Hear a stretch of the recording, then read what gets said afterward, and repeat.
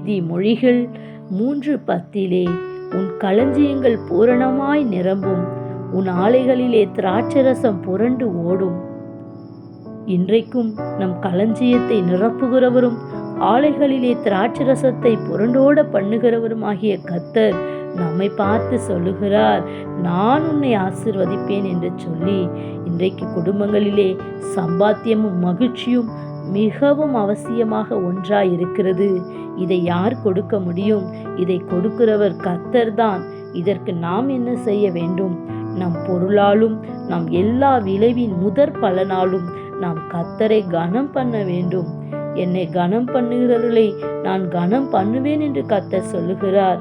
கர்த்தருடைய ஆசீர்வாதமே ஐஸ்வர்யத்தை தரும். இன்றைக்கும் அவரை நாம் கனம் பண்ணுவதிலே முந்திக் கொள்ளுவோம். இப்படிப்பட்ட ஆசீர்வாத நன்மைகளை பெற்றுக்கொள்ளுவோம்.